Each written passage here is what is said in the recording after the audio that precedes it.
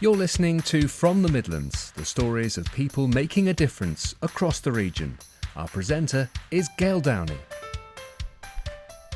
Hello and welcome to From the Midlands. Joining me today is one of the three musketeers who invented the world's first plastic trombone and is based here in the Midlands, Stephen Greenall. Hello. Good morning, how are you? I'm fine, thank you. So, three of you invented the world's first plastic trombone. How did that come about? Well, it was way back in 2007, which seems like a lifetime ago now. And funny with music, you know fellow musicians, it's quite a small community.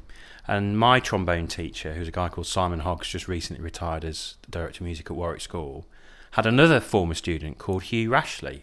And Simon had heard that Hugh was interested in making plastic instruments. He'd just graduated from Loughborough University in design, and he thought I might be a good person for Hugh to speak to. So Hugh and I got together, and Hugh wasn't a trombone player, so I needed to bring in a friend of mine who's been an expert in trombone design for a long time, called Chris Fowler. So it was Hugh, Chris and myself set off on this journey in 2007, and of course there was no manual on the shelf, there was no book to turn to, there was nothing to guide us other than our instincts and our insights into trying to make the trombone more accessible and fun for children. And why is plastic so important? Well, the great thing when we started out the journey was that we wanted to reinvent the wheel. We started with a blank piece of paper. What we were driven by was that, especially back then, Youth Music had relatively recently published a report that the trombone was an endangered species. It was on the verge of extinction. And as players ourselves and educators and parents, this was something we wanted to do something about it. And the plastic wasn't like we just set out and said we're going to do it in plastic. Obviously, what plastic enabled us to do was to manufacture things in a much more affordable way. We utilise automotive manufacturers, so we're making hundreds of thousands of instruments, but we're able to do it very, very cheaply, very cost effectively, and to very high quality. And when we talked beforehand, I remember you said that as a child you saw bands playing and people playing the trombone, and of course children don't see that on television now. No, that's right. I mean, there were some great trombone players when I grew up, and I started trombone at the age of 9. And there's this great quote that the Simon Hogg I mentioned earlier says, "The trombone chooses you. You don't choose the trombone." And it's a bit like that. I was in my assembly and the music teacher held up this shiny object, and I didn't know what it was, and he just sort of said, "Does anyone want to learn to play this trombone?" And I don't know why, I just put my hand up, But yeah, I think it's very much about getting kids engaged in music, and that passion around wanting to make sure that we make it accessible. Because for us, the trombone's a fantastic instrument. When you get to see the iconic Don Lusher on, I think it was Dusty Binns, Ted Rogers 3-2-1. It's an exemplar. And as a young kid, as a trombone player, you go, wow, that's amazing, there's a trombone there. And of course, these days, you don't get to see that as much. You have to look harder, actually, it's fair to say. They are there, these iconic players are there, but they're just a little bit harder to find. Why do you think that is? I think that's a great question. I mean, I think children today are engaged in more music making than they've ever been. It's a misnomer for us to think that children aren't engaged in music. They are. They're listening to more music than they've ever done before, and all the studies tell us that. I just think it's the genre and the style of music that we're missing, and I think it's the job of the manufacturers and the music industry to speak to those children in the language of music that they love, in the same way that we were attracted to our instrument when we grew up in the language of music that we love, And I think it's so important that we connect with those children and their music, and that's what we're trying to do now with Warwick Music Group, is make sure that you break down the barriers. We are good in the music industry of putting up walls and making, music is hard, and you've got to do hours and hours of practice and it's it's not all true. Yes, you have to work hard if you want to be really, really skilled at it. But the objective shouldn't be to try and get as many trombone players to be the principal trombone in the London Symphony Orchestra. The objective should be to get as many children to have a go, have fun and enjoy making music. It's a lifelong skill. That's why we should be encouraging it. And that's one of the reasons that you decided not to turn professional. You said you started to learn when you were a child, and then in your teenage years, you decided to take a different route. Yeah, I mean, I did the typical. I mean, I was very fortunate. I had a good upbringing. Went to a good school, good music program, and I started at 9. My parents were supportive. They didn't push me, but they were supportive. I went through the Derbyshire County Youth System and did my grade 8, and I could have gone to music college, but there were always better players around me, and I knew that, and I just wasn't attracted to that kind of notion of being the second chair or the third chair, as they call it.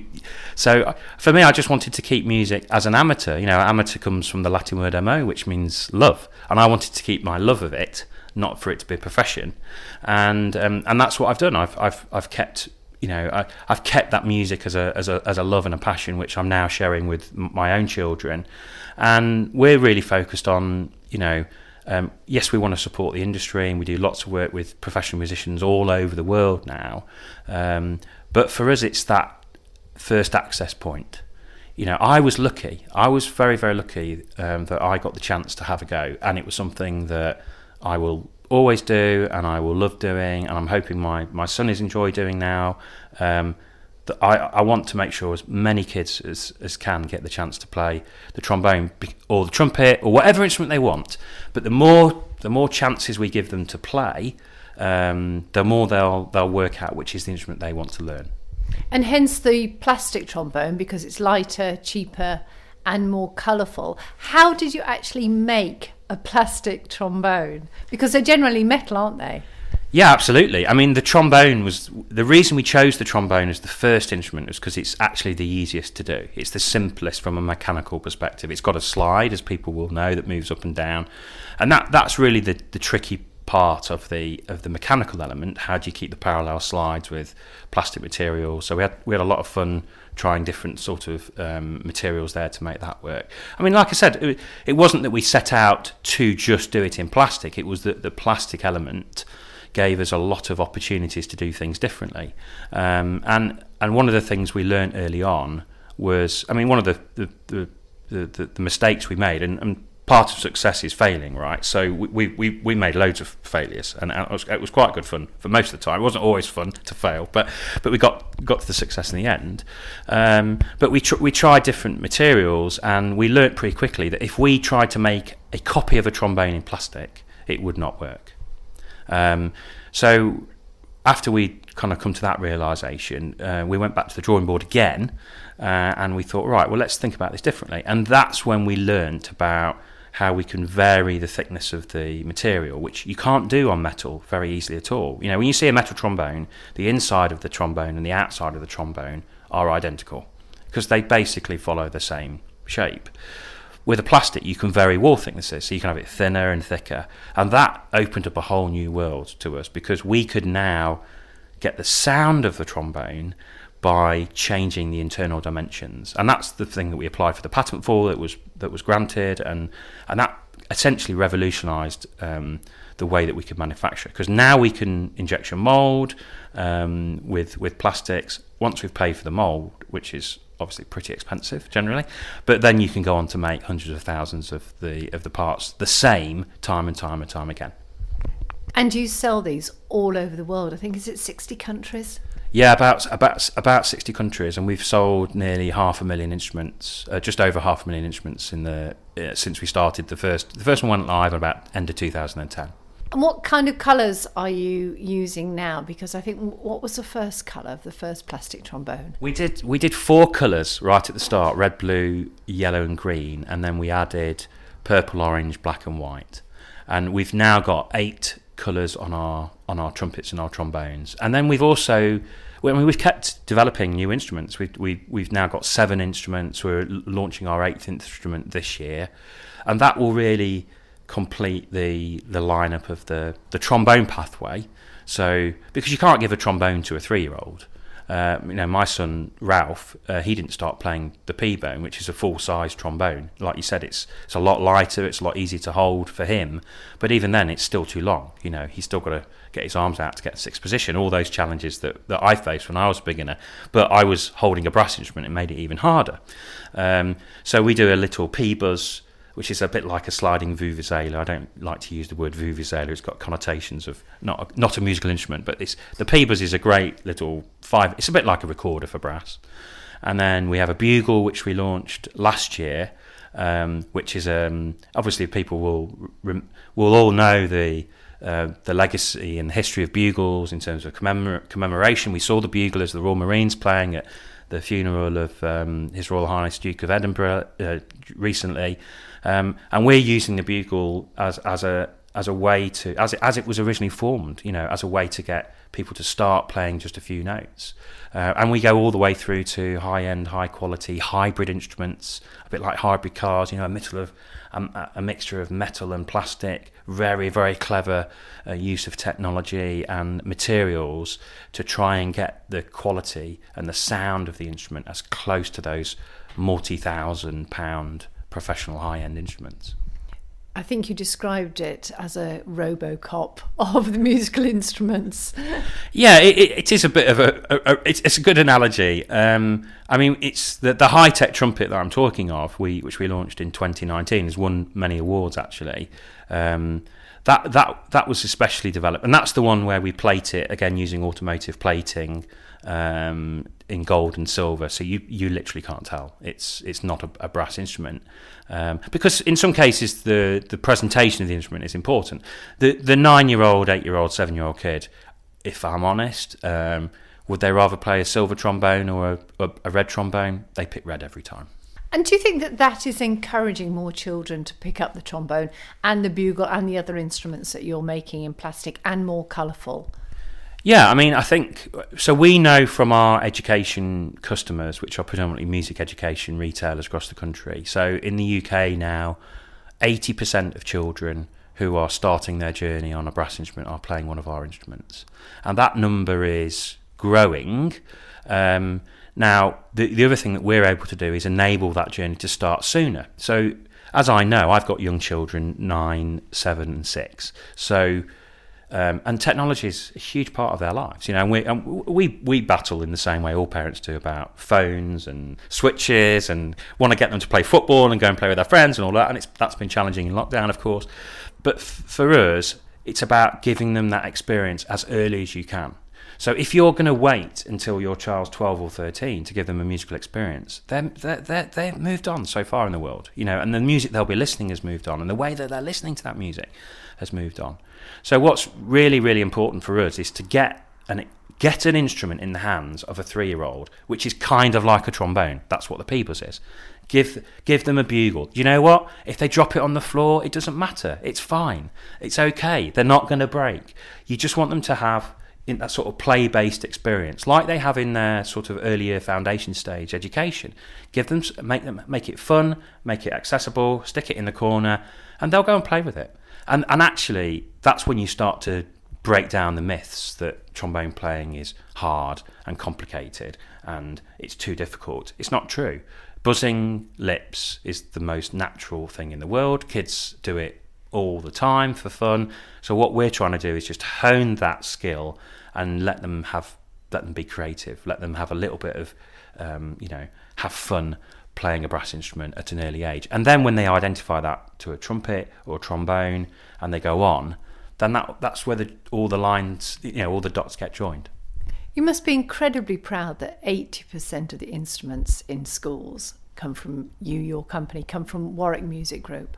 Yeah, especially on the brass side, because our position as a business, and we've seen it time and time again, is those kids are having a better experience than they would, like I did, if they were holding heavy, often old, complicated brass instruments. Now, I'm a massive fan of brass playing. You know, I want more of those kids to go and buy brass instruments and to keep playing music all the way through their lives.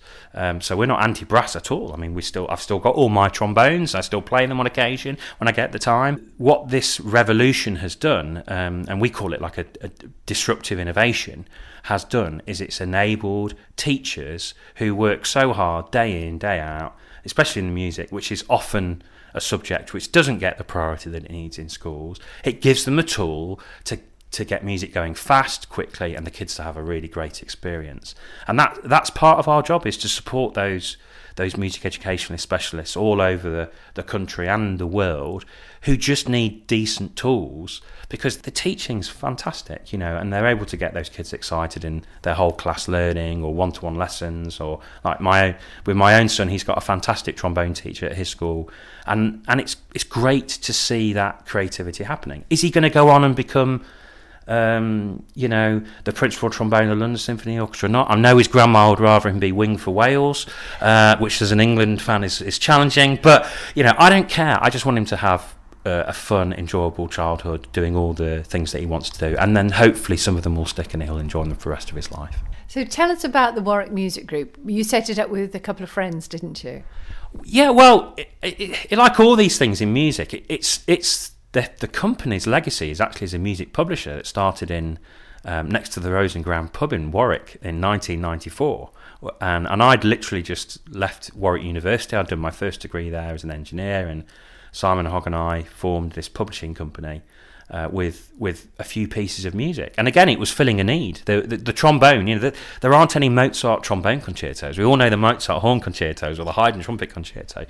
There's not really any decent trombone repertoire that's well known. There is lots of repertoire, but people don't know about it. So we set out on this journey to commission and really create a repertoire for our instrument, and it was great fun. And then really I think the innovation around instruments came about because, as I mentioned earlier, you know, the government was talking about these endangered species: the oboe, the bassoon, the euphonium, the tuba, the trombone. And you know, when you've been playing this instrument all your life and you're passionate about it, and someone tells you your instrument's about to be extinct, you kind of think, well, that's terrible. This isn't good.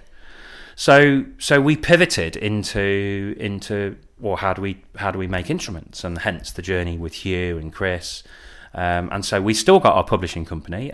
We have a number of pieces that are published and sold all over the world. We've got music on the Associated Board syllabus and all the other exam syllabi around the world, and that part of the business is still there. And actually, it's very interesting because the instrument business is we've sold 500,000 instruments. We've got trumpets, trombones, peepers, bugles, all sorts of things. We've got the publishing arm, and the two businesses are coming closer and closer and closer together, because one of our big journeys now is, and certainly through lockdown and COVID, is when you can't have a lesson in school, what do you do? How do you learn?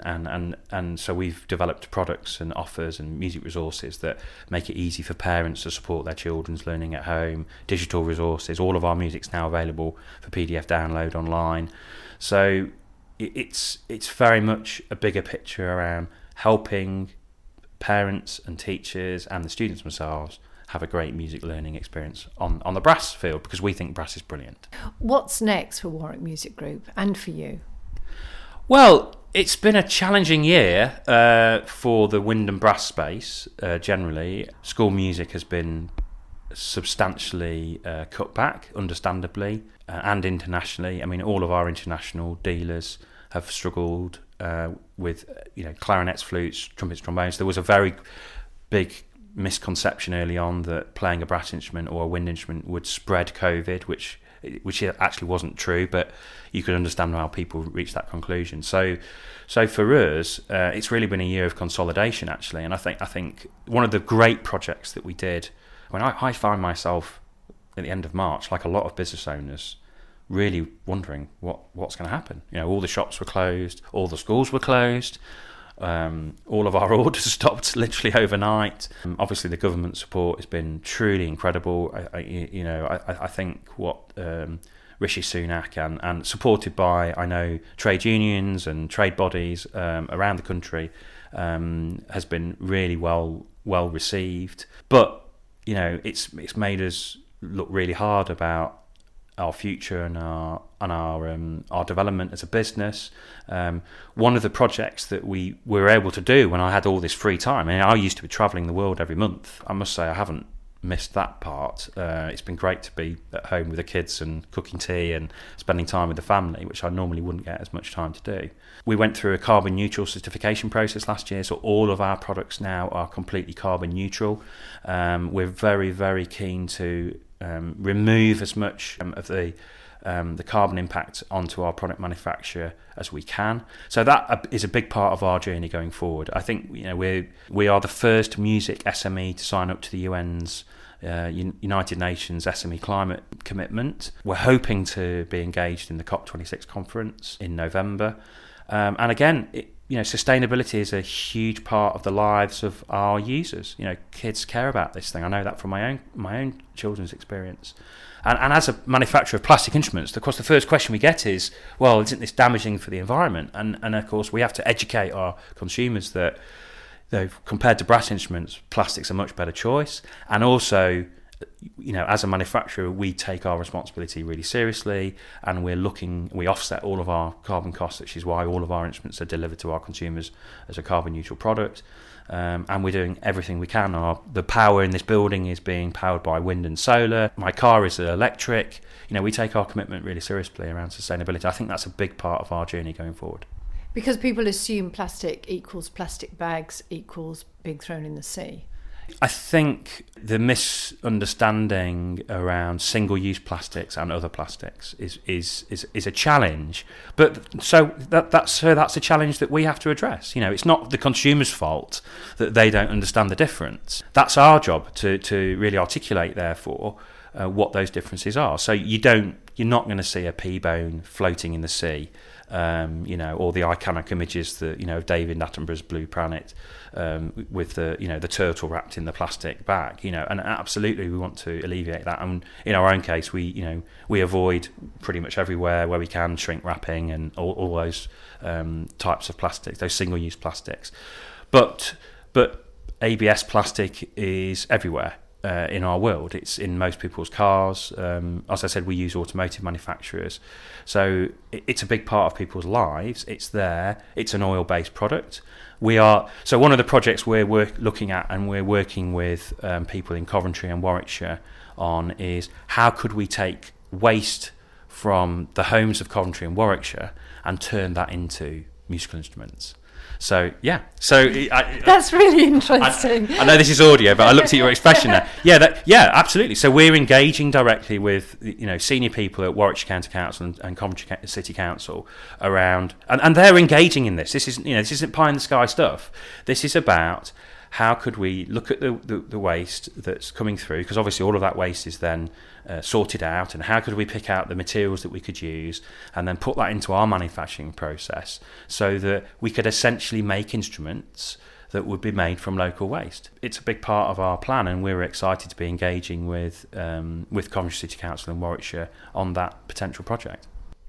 You're clearly very passionate about your product, aren't you? Yeah, absolutely. I mean, being an entrepreneur has ups and downs. I've got some great advice and had some great mentors around me for a long time, and that's been really helpful. But as I said earlier, failure is part of success. It's not the opposite of success. You have to go through failure as an entrepreneur to get to that successful point. So that inevitably means you're going to have good days and bad days. And I recall in June 2019, Chris and I were stood in the music room at Buckingham Palace, meeting His Royal Highness Prince Charles, receiving our Queen's Award. That was a great day, an amazing day. And he was an incredible individual. He knew who we are. He was on the sustainability thing straight away. He was talking to us about it. Do you know about this additive you can put into plastics to do? And we knew about it, and that was fantastic. And then right back at the beginning, we made the first mould, which was a lot of money. And we ran that mould, and we've made this huge leap of faith we've done our design, we've 3D printed it, now we're going to make it in a mould. And we did everything we could to make sure the mould would be right. And we got the first trombones off the mould, and they didn't work. They just didn't work. And it was devastating. And and at that point, you know all the negative feeling. Your house is on the line. You've got all this money that you've invested in it. It's not going to work. And again, it was just that strong belief, that core belief, that passion, that purpose of why you're doing it. And we worked it out, and we understood. And we'd never made a mould before. And although we had some great support, so it wasn't like we'd made a technical mistake. It was part of the process, part of the innovation. There was no book. We had to make some adjustments, and then we made the mould again. Luckily, we didn't have to remake the whole mould, and it worked fantastically. And actually, that unlocking, that failure, gave us another nugget of really powerful information around how to make the sound and how to make the instruments work in an injection mould tool. So, what would your advice be to entrepreneurs, to startups?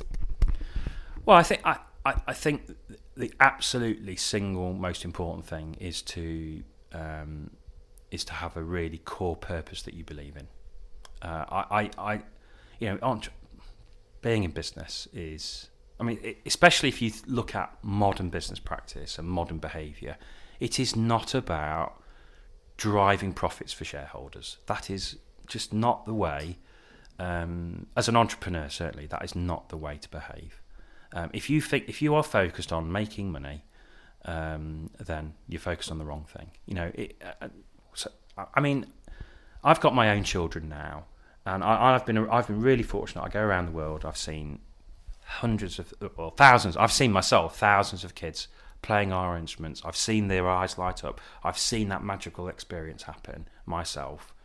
That's the legacy of our business. That's the legacy of the people in our business. That's what we've done. We've started that journey. We've lit the touch paper in those children to get involved in making music. That's purpose. That's what business is about. It's not about making money. And I would just urge all entrepreneurs, find something that you believe in and find something that you're passionate about, because you'll need that passion in the good days and the bad days. You've been listening to From the Midlands, a Whirlwind production. If you've enjoyed listening and would like to sponsor this series of podcasts, details are available on our website at fromthemidlands.co.uk.